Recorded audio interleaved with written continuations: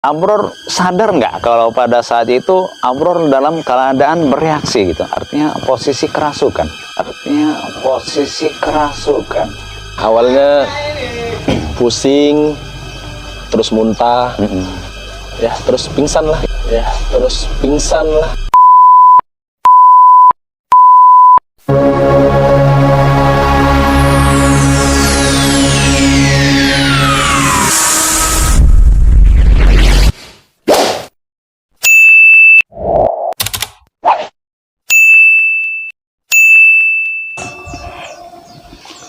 Bismillahirrahmanirrahim.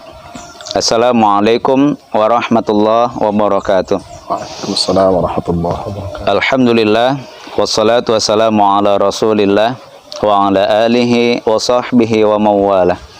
Rabbi syrah li sadari wa yassir li amri wahlul uqdatan min lisani yafqahu qawli amma ba'd. Bersyukur kepada Allah atas semua nikmat yang telah dianugerahkan kepada kita. Salawat dan salam, mari sama-sama kita tetap terus memperbanyak salawat kepada Nabi kita Muhammad Rasulullah Sallallahu Alaihi Wasallam. Allahumma shalli wa sallim. Semoga di hari kiamat kelak kita berhak mendapatkan syafaat dari beliau. Amin, amin ya rabbal alamin. Teman-teman Ruqyah Syar'iyah Simalungun yang dirahmati Allah, pada pertemuan kita kali ini kita telah menghadirkan salah seorang narasumber, di mana narasumber kita pernah kita ruqyah beberapa tahun yang lalu, yang sebenarnya dia tidak menyadari kalau di dalam tubuhnya ada gangguan jin, yang pada akhirnya saat itu dia menghadiri dan mengikuti acara ruqyah massal. Tiba-tiba bereaksi gitu ya, Abror ya. Tiba-tiba bereaksi, dan reaksi yang terjadi saat itu dia dalam keadaan kerasukan. Nah, bagaimana jalan ceritanya dan apa-apa saja yang ia alami dalam kehidupan sehari-hari, dan siapa dia sebenarnya? Insya Allah nanti akan kita ungkap secara detail dan mendalam. Assalamualaikum warahmatullahi wabarakatuh. Abror ya? Iya. Narasumber kita bernama Abror. Bagaimana kabarnya Abror? Alhamdulillah. Alhamdulillah sehat. Nah, jadi begini Abror. Kira-kira ya, masih ingat berapa tahun yang lalu Abror mengikuti ruqyah massal? Mengikuti ruqyah massal sekitar 2 tahun yang lalu. 2 tahun yang lalu. Sekitar 2020 kalau nggak salah. 2020. Kalau 2 tahun yang lalu nggak 2019 tuh? 2019. Karena sekarang 2022 awal gitu ya. 2019 akhir lah itu. 2019 akhir ya. Nah, jadi kan ceritanya nih, karena waktu itu kita mengadakan ruqyah massal, dan saat itu juga Abror hadir, bahkan dari awal sampai akhir mengikuti prosesi ruqyah massal itu. Jadi ternyata Abror sadar nggak kalau pada saat itu Abror dalam keadaan bereaksi gitu, artinya posisi kerasukan. Awalnya ketika acara massal itu saya sebetulnya pengen ikut aja sih. Oh gitu ya. Belum tahu ada jin di dalam tubuh gitu kan. Belum tahu ada efek-efeknya gitu. Pengen ikut saja, mengikuti dari awal Ustadz baca. Nah, di pertengahan Ustadz baca, dari awal kan belum ada reaksi sama sekali. Di pertengahan baca, rasa ingin muntah. Itu awalnya. Awal rasa ingin muntah. Udah gitu badan terasa lemas dan pingsan gitu. Udah tidak sadarkan diri sama sekali. Tidak sadarkan diri. Jadi di sini teman-teman, yang uniknya ternyata si Abror ini sama sekali tidak mengalami keluhan gitu ya. Tidak, sama sekali tidak mengalami keluhan. Itu yang luar biasa. Makanya dia pun sampai akhirnya tidak menyadari kalau ada jin di dalam tubuhnya. Karena ternyata sebenarnya kalau memang ada jin di dalam tubuh seseorang, seseorang itu akan mengalami keluhan-keluhan yang ia rasakan. Betul, betul. Gitu ya, Bro. Tapi ternyata untuk si Abror sendiri tidak ada. Tidak ada. Ya, tidak seperti ada. biasa menjalani kehidupan seperti biasa. Nggak ada sakit, nggak ada apa.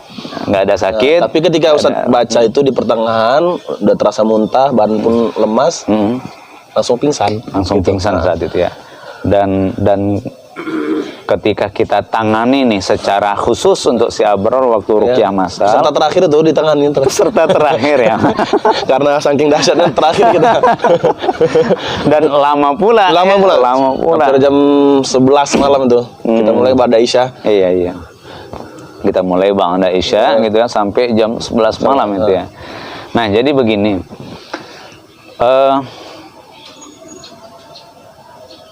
Mimpi buruk nggak ada, sama sekali tidak ada, seperti biasa aja gitu. Biasa aja ya, nyaman aja. Kemudian dalam kehidupan sehari-hari, entah mungkin terjadi penampakan jin, kuntilanak, bayangan putih, bayangan hitam yang lewat, tidak ada juga. Sama sekali tidak ada. Dengar suara yang tidak ada wujudnya juga tidak ada. Tidak ada, Masya Allah. Ini dahsyat ini teman-teman. Jadi teman-teman yang dirahmati Allah, memang ada kalanya jin itu bisa menyembunyikan identitas di dalam tubuh seseorang, yang pada akhirnya seseorang itu merasa aku nggak ada jinnya loh, dan memang ya seperti itu, gitu ya Bro ya, seperti itu, karena memang keluhan-keluhan itu pun tidak ada dia alami. Ya maaf saja, waktu Abror membaca Al-Quran juga tidak ada. Kemudian waktu Abror mendirikan sholat juga tidak ada. Tidak ada pengaruh-pengaruh negatifnya di situ. Tidak ada rasa panas. Nggak ada. Tidak ada rasa mual. Tidak ada pening. Tidak ada. Seperti biasa aja. Seperti biasa ya. Seperti biasa aja. Nah itu dahsyatnya. Kemudian waktu berzikir juga sama. Tidak ada hal-hal yang menjadi keluhan. Waktu berwudu juga berwudu. Bayangkan teman-teman. Semua aktivitas ibadah yang dilakukan oleh Abror itu dilakukan, dan ternyata berjalan dengan lancar. Gitu ya. Tidak ada keluhan sama sekali. Sama sekali, dan tidak ada hambatan. Nah, tapi ternyata ketika si Abror ini menghadiri acara ruqyah masal, yang memang saat itu sebenarnya tidak ada niat untuk ruqyah, tidak ada, hanya untuk datang saja, ikut melihat gitu ya, menyaksikan. Tapi ternyata di tengah-tengah acara, ketika ayat demi ayat itu kita lantunkan, terusiklah jin di dalam tubuh si Abror. Gitu ya. Awalnya pusing, terus muntah, terus pingsan. Dan ada nggak kira-kira berat di bagian tubuh? Berat, di sini berat. Makanya kita langsung pingsan, langsung tergolek. Sholat tak berdaya gitu ya. Ada habis itu hilang kesadaran kan. Masya Allah. Nah, teman-teman yang dirahmati Allah,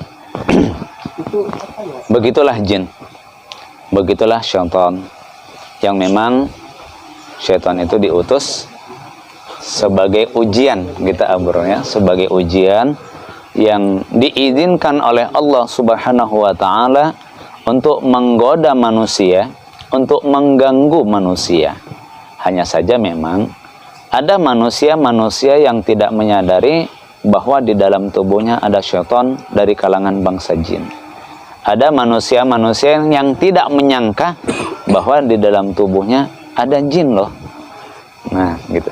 Dan memang ini banyak terjadi kepada teman-teman kita yang lain, saudara-saudara kita yang lain, yang dia merasa tidak ada jin di dalam tubuh.